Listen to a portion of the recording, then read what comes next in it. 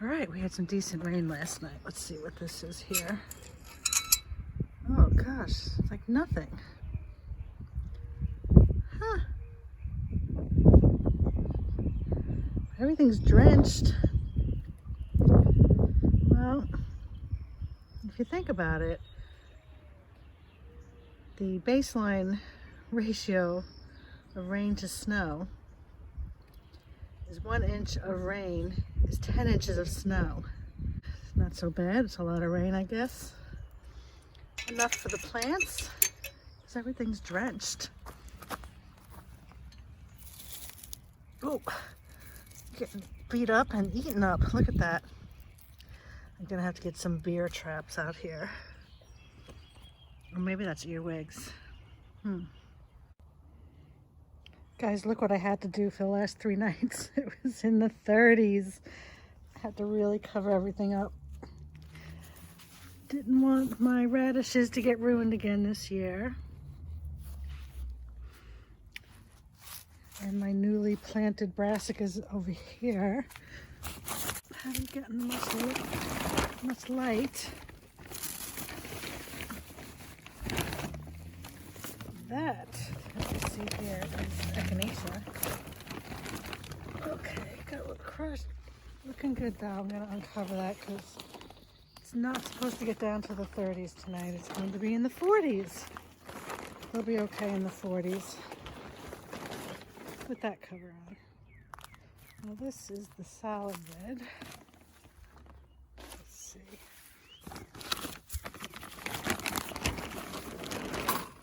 They look good.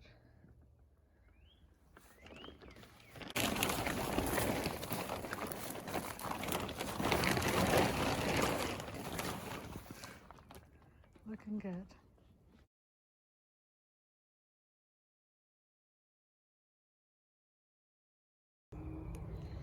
All right, I pretty much got everything in the herb garden, except for I still have to plant the pink celery and 2 mint plants.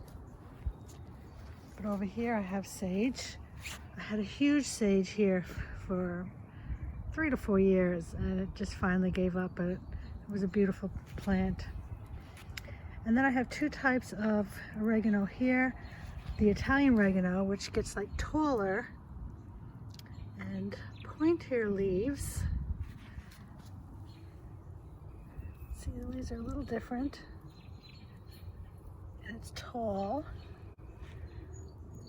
And this pretty much sprawls out on the ground. This is the Greek oregano.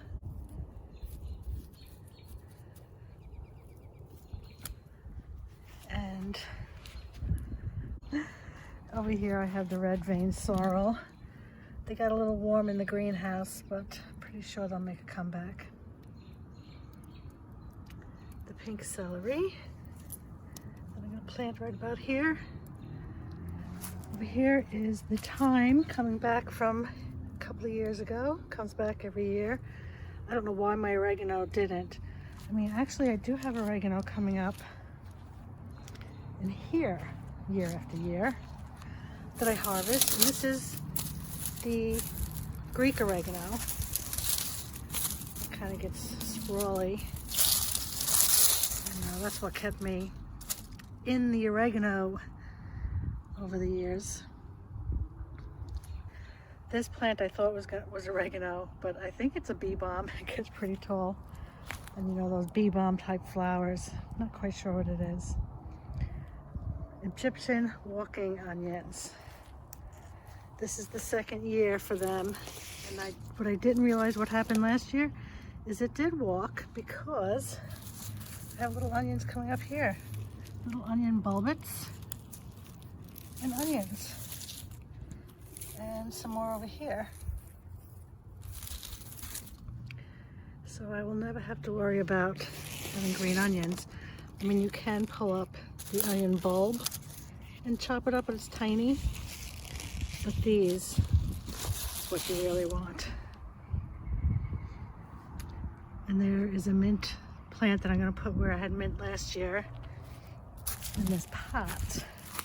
Now there is mint coming up Oh no, look, Egyptian onion is in here too. I think I'll bring that up to my sisters.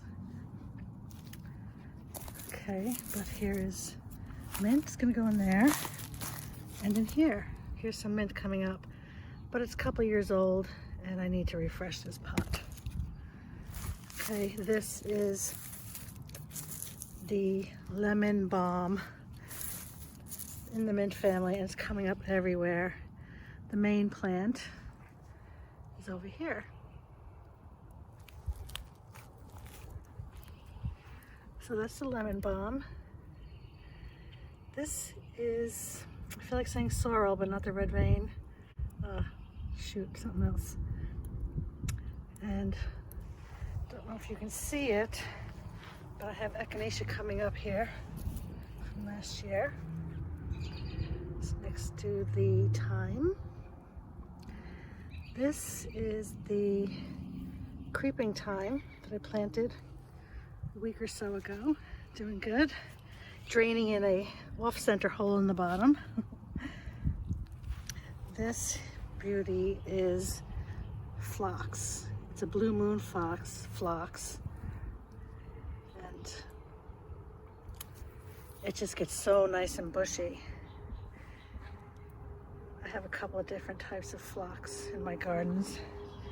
And this whole thing here is chamomile that comes back every year. And over here on this edge is the rosemary. So I have chamomile, 3 rosemary bushes. This is the old one that I had cut back. Looks like new growth is coming in. But this is the new blood I was talking about, I just planted. The lemon balm,